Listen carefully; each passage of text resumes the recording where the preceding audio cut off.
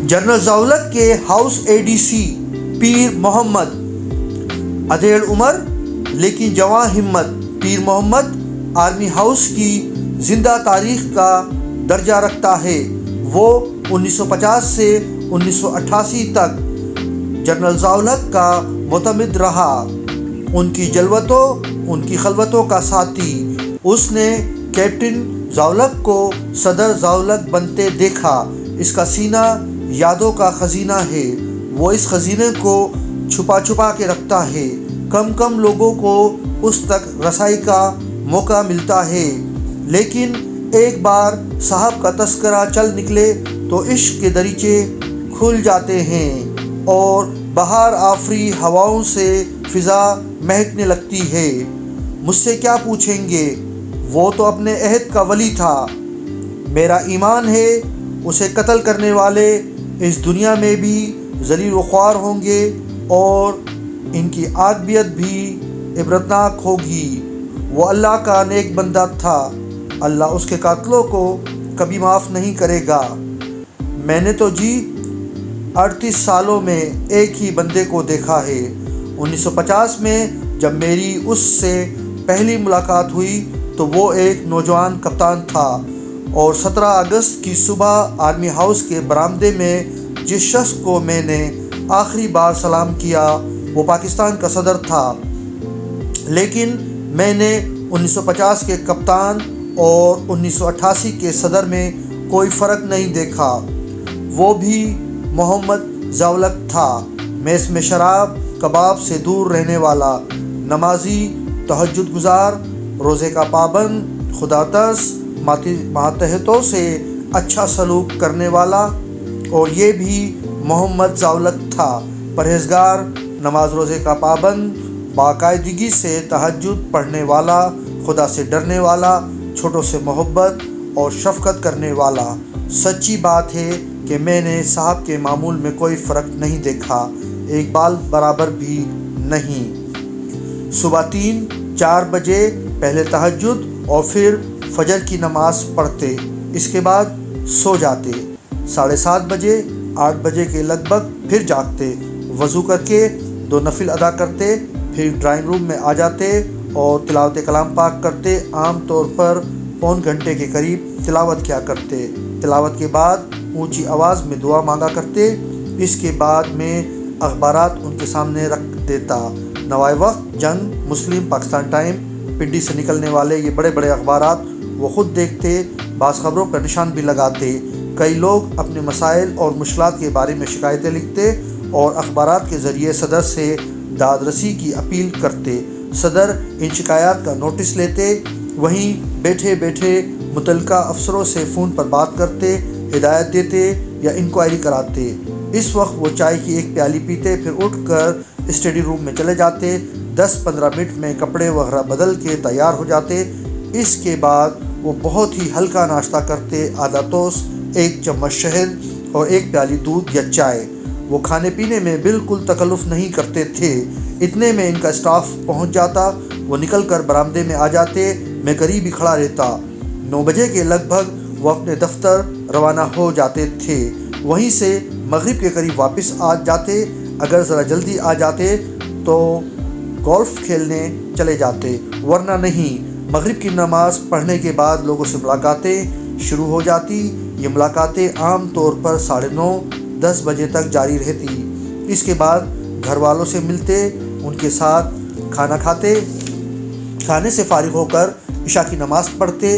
ان کی نماز بہت لمبی ہوتی تھی، یوں جانے جتنی دیر میں ایک نماز ختم کرتے ہم لوگ 10 نمازیں پڑھ لیں۔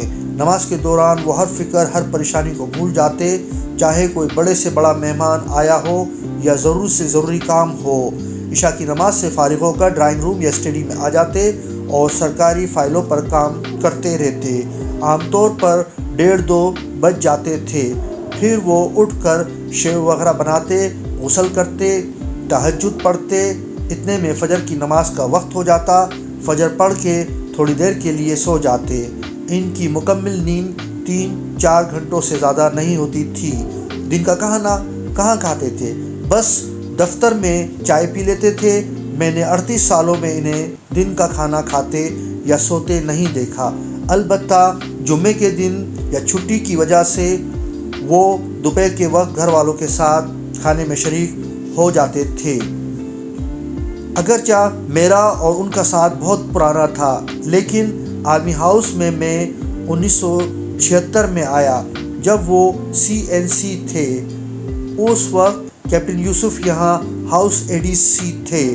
وہ صبح سویرے صاحب کی گاڑی کے پاس کھڑا ہو جاتا، اتنے میں صاحب باہر نکلتے، تھوڑی دیر ادھر ادھر کے لوگوں سے ملتے، کبھی مالی سے گپ شپ کر لی، کبھی کسی اور سے۔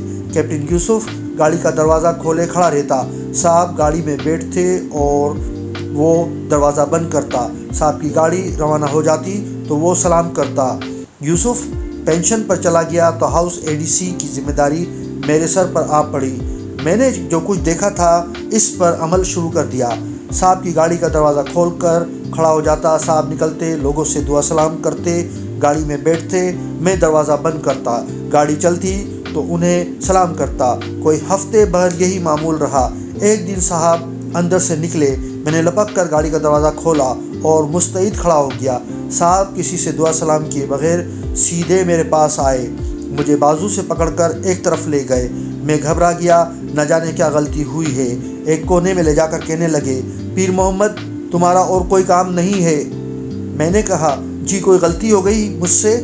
کہنے لگے، تم ہر روز دروازہ پکڑ کر کھڑے ہو جاتے ہو، میرے اپنے ہاتھ نہیں ہیں، میں گاڑی کا دروازہ نہیں کھول سکتا۔ میں نے کہا، پہلے ADC صاحب کو دیکھا تھا۔ اس پر وہ کہنے لگے، اس کا شاید اور کوئی کام نہ ہو، تمہارے اور بھی بہت سے کام ہیں۔ ویسے بھی میں ذاتی طور پر یہ پسند نہیں کرتا، آئندہ دروازہ کھول کر کھڑے نہیں ہونا، اپنا نہیں تو کم از کم اپنے رتبے کا ہی خیال کرو۔ میں آج تک سوچ رہا ہوں کہ مجھے اپنے رتبے کا احساس دلانے والا خود اپنے رتبے اور مقام سے کتنا بے نیاز تھا۔ بہرحال اس دن کے بعد سے میں نے ایسی کوشش کبھی نہیں کی۔ وہ انسان تھے، انہیں غصہ بھی آتا تھا، لیکن میں نے کبھی انہیں غصے سے ملغوب ہوتے نہیں دیکھا۔ صدارت کا عہدہ سنبھالنے کے بعد تو وہ اور بھی محتاط ہو گئے۔ بعض باتوں پر اپنی ناپسندیدگی کا اظہار ضرور کرتے، لیکن ان کی زبان سے تلخ جملہ کبھی نہیں نکلتا۔ دوسروں کی عزت نفس کا بہت خیال کرتے تھے۔ ایک دن یہیں آرمی ہاؤس میں ایک ڈنر تھا، وفاقی وزراء بھی اس میں شریک تھے۔ ڈنر ختم ہوا، مہمان ایک ایک کر کے رخصت ہونے لگے۔ ایک وزیر کو وہ الوداع کہہ رہے تھے کہ ان کا ڈرائیور لپک کر آیا اور صدر سے مصافحہ کیا۔ صدر اسے پہلے سے جانتے تھے۔ انہوں نے ڈرائیور سے پوچھا، کھانا وانا کھا لیا؟ وہ ہنس کر بولا، صاحب نہ ہی کھاتا تو اچھا تھا، میں تو ڈبکیاں ہی لگاتا رہا، پتہ نہیں آج کیا پکا تھا۔ صاحب ہنس دیے اور حکم دیا، اسے دوبارہ اچھا سا کھانا کھلاؤ۔ یہ کہہ کر وہ وزیر صاحب کو لے کر ایک بار پھر اندر چلے گئے۔ خیر تھوڑی دیر بعد ڈرائیور کھانے سے فارغ ہوا۔ صاحب دوبارہ اسے ملے اور پوچھا، اب ٹھیک تھا؟ اس نے خوش ہو کر کہا، جی ہاں اب تو مزہ آ گیا۔ صاحب نے مہمان کو رخصت کیا۔ مجھے صورتحال کا اندازہ ہو گیا تھا، اس لیے برآمدے کے کونے کی طرف کھسک گیا۔ صاحب نے دیکھ لیا، بولے، پیر محمد ادھر آؤ۔ میں پاس گیا تو کہنے لگے، ان لوگوں کے لیے کیا پکتا ہے؟ میں نے کہا، جی مختلف چیزیں پکتی رہتی ہیں۔ بولے، آج کیا پکا تھا؟ میں نے کہا، آلو گوشت۔ صاحب بہت ناخوش ہوئے، کہنے لگے، ان لوگوں کا خیال رکھنا تمہارا فرض ہے، آئندہ سے تم وہی کھانا کھاؤ گے جو ڈرائیوروں اور دوسرے عملے کے لیے پکتا ہے، اور ہر روز ایک پلیٹ میرے لیے بھی وہاں سے آیا کرے گی۔ ایسا نہ ہو کہ ایک پلیٹ میرے لیے الگ سے پکا کے بھیج دو، میں وہاں آ کر دیکھچے دیکھوں گا۔ اس دن کے بعد سے مجھے نصیحت ہو گئی۔ ان کا حکم تھا کہ جو مہمان میرے یہاں آئے اس کی خدمت خاطر میں کمی رہ جائے تو کوئی بات نہیں، لیکن ڈرائیور بھوکا چلا گیا تو میں تم لوگوں کو معاف نہیں کروں گا۔ اس طرح کی باتوں پر بہت خفا ہوتے تھے۔ ایک دفعہ رات 11 بجے کے قریب صاحب واپس آئے۔ آرمی ہاؤس کے باہر 2 خواتین بیٹھی تھیں۔ صاحب نے گاڑی روک کر پوچھا تو کہنے لگی، آپ سے بات کرنی ہے۔ صاحب انہیں اپنے ساتھ اندر لے آئے۔ تھوڑی دیر بعد مجھے بلوایا اور کہنے لگے، اگر کوئی سائل مجھے ملنے آ جائے تو تم کیا کرتے ہو؟ میں نے کہا، جی انہیں ملتا ہوں دور سے آئے ہوں تو گھر لے جاتا ہوں، وہاں ٹھہراتا ہوں، اگلے دن ان کی درخواست متعلقہ آفیسر کو پہنچا دیتا ہوں۔ کہنے لگے آج بھی کوئی آیا تھا؟ میں نے کہا جی 2 خواتین ہیں۔ بولے ملواؤ۔ ایک خاتون نے پتہ نہیں کیا مسئلہ پیش کیا، دوسری کہنے لگی میں بیوہ عورت ہوں، 2 بیٹے اور 1 بیٹی ہے، میں نے محنت مزدوری کر کے انہیں پڑھایا لکھایا، اللہ کے فضل سے دونوں روزگار پر ہیں، فرما بردار بھی ہیں، میں نے اپنی کمائی سے 15,000 روپے بچائے ہیں، آپ مجھے حج پر بھجوا دیں۔ صاحب نے غور سے اس کی باتیں سنی اور اگلے دن دوبارہ ملنے کے لیے کہا۔ اگلے دن اس خاتون سے کہنے لگے اماں یہ 15,000 تم اپنے پاس رکھو، اپنی بیٹی کی شادی پر خرچ کرنا، تم اس سال حج پر جاؤ گی، کسی بیٹے یا بھائی کو بھی ساتھ لے جانے کی تیاری کرو۔ وہ خاتون دعائیں دیتی ہوئی رخصت ہو گئی۔ پھر مجھ سے کہنے لگے دیکھو پیر محمد، اللہ تعالیٰ نے تمہیں خدمت کا موقع دیا ہے لیکن تم اس سے فائدہ نہیں اٹھا رہے، یہ بڑے افسوس کی بات ہے۔ لوگوں سے دور نہ بھاگا کرو، ان کی باتیں سنا کرو، مجھے بتایا کرو۔ میں جان بوجھ کر صاحب کو کچھ بتاتا کچھ نہ بتاتا، اس لیے وہ بہت مصروف رہتے تھے، لیکن صاحب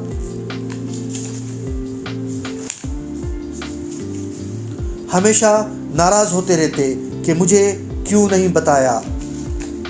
اگر انہیں پتہ چلتا ہم لوگوں نے کسی ضرورت مند سائل کی مدد کی ہے تو بہت خوش ہوتے، شاباش دیتے۔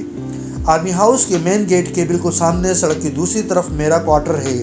صدر کے زمانے میں بے شمار لوگ میرے کوارٹر پر جمع رہتے کہ میں ان کی عرضی صاحب یا کسی دوسرے افسر تک پہنچا دوں۔ ایک دن میں آرمی ہاؤس میں ڈیوٹی پر تھا کہ صاحب پیدل ہی بڑے گیٹ سے باہر نکلے اور میرے کوارٹر پہنچ گئے۔ وہاں دیکھا کہ 10-12 آدمی بیٹھے ہیں۔ صاحب بھی ان کے پاس بیٹھ گئے، ہر ایک سے اس کی کہانی سننے لگے، سب کی درخواستیں خود وصول کی، سب کو تسلی دی۔ تھوڑی دیر بعد بلاوا آیا، دیکھا کہ ایک نوجوان صاحب کے پاس بیٹھا ہے۔ میں حیران رہ گیا، مجھ سے کہنے لگے پیر محمد اس نوجوان کو جانتے ہو؟ جی میں جانتا ہوں۔ یہ کب سے یہاں پڑا ہے تمہارے پاس؟ کوئی 6 مہینے ہو گئے جی۔ اس کی درخواست کدھر ہے نوکری والی؟ جی میں نے ایک درخواست بیگ صاحب کو اور دوسری ظفر صاحب کو پہنچا دی تھی۔ صاحب نے اسی وقت بیگ صاحب اور ظفر صاحب کو بلوایا اور ان سے نوجوان کی درخواست کے بارے میں پوچھا۔ بیگ صاحب کہنے لگے ہم نے اس کی درخواست بینک والوں کو پہنچا دی ہے۔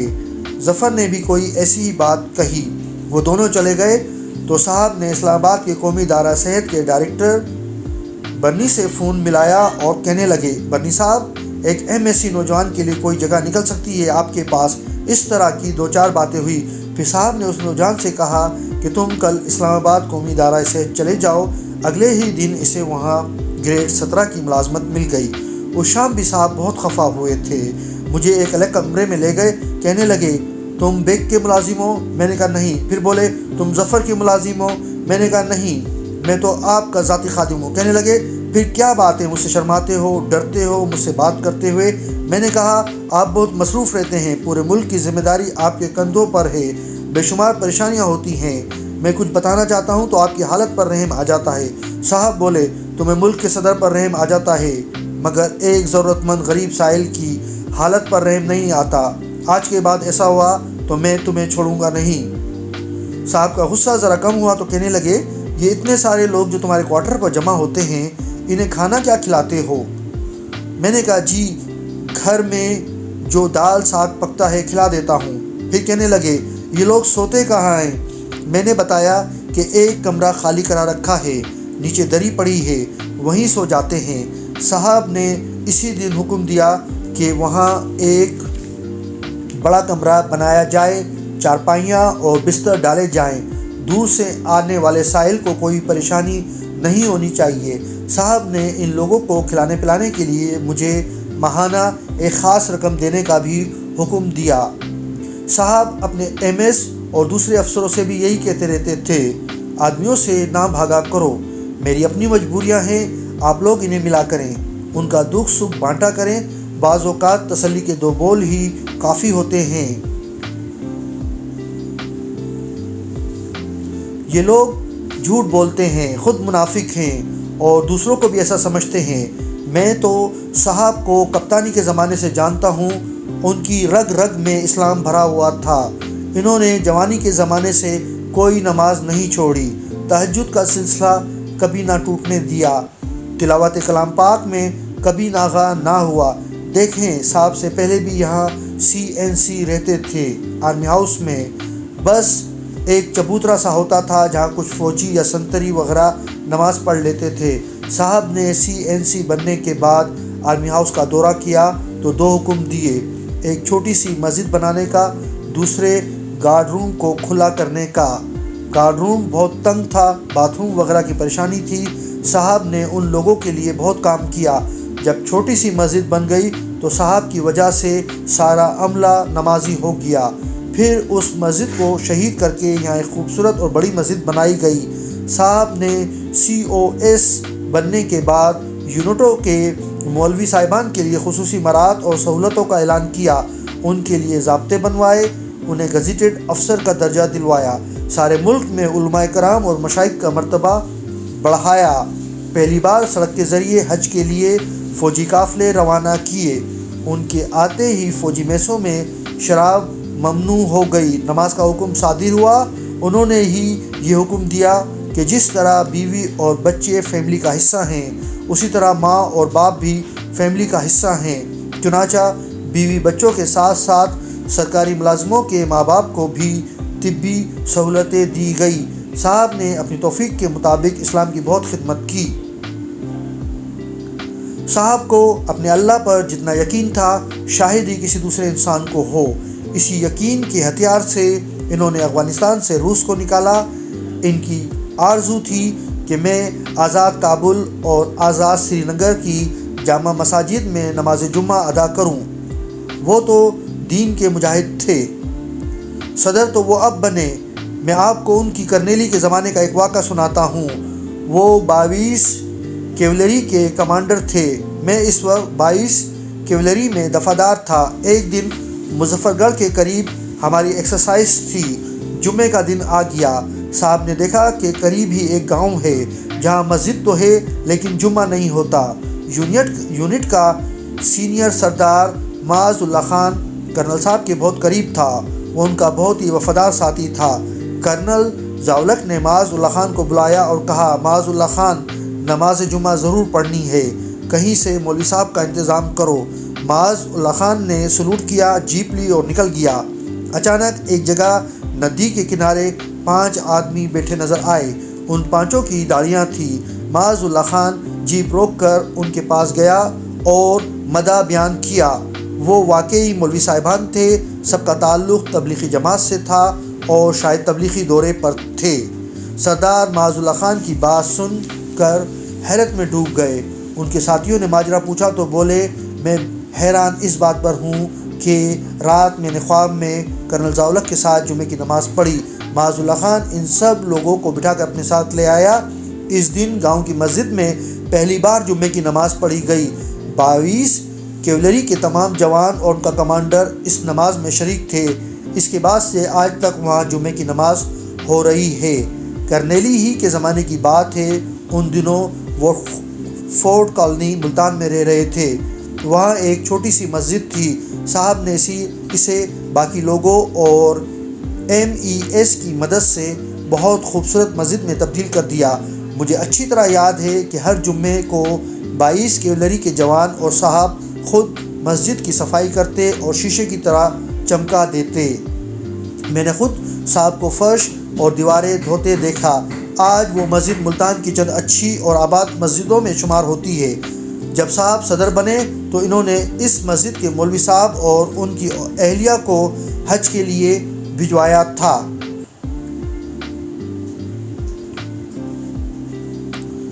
میں نے 40 سال کے لگ بھگ اس شخص کو انتہائی قریب سے دیکھا۔ وہ تو اس قدر ایماندار شخص تھا کہ میں بتا نہیں سکتا۔ جب صاحب نے اسلام آباد والا گھر شروع کرایا تو مجھے اپنے پاس بلایا۔ کہنے لگے، دیکھو پیر محمد، میرے گھر کے لیے اگر کوئی سرکاری اثر و رسوخ استعمال ہوا تو مجھے بہت صدمہ ہوگا۔ تمہیں اس چیز کا خیال رکھنا ہوگا، اگر تم نے کوتاہی کی تو قیامت کے دن اللہ تمہیں پکڑے گا اور میں یہاں تمہاری گرفت کروں گا۔ اس گھر کے لیے صاحب نے بینک سے قرضہ لیا تھا۔ وہ قسطیں جمع کراتے رہتے لیکن قرضہ ختم ہونے میں نہیں آ رہا تھا۔ آخر ان کے صاحبزادے اعجاز الحق نے یکمشت ادائی کر کے انہیں قرضے کی دلدل سے نکالا۔ بینک والوں کے پاس پائی پیسے کا حساب موجود ہے۔ وہ بہت بڑا آدمی تھا جناب، ایسے لوگ کم پیدا ہوتے ہیں۔ وہ انسان کی عزت کرنے والا شخص تھا۔ ان کے بیٹوں میں کسی نے ایک دن مجھے پیر محمد کہہ کے بلایا۔ صاحب نے فوراً ڈانٹا، کہنے لگے پیر محمد صاحب بولا کرو، حکمرانوں کے دماغوں میں تو فرعون بیٹھے ہوتے ہیں جی۔ ان کا دل ایک مومن کا دل تھا، ان کا دماغ ایک مومن کا دماغ تھا۔ اس پر الزام لگانے والے خود رسوا ہوں گے۔ آسمان پر تھوکیں تو اپنے منہ پر گرتا ہے۔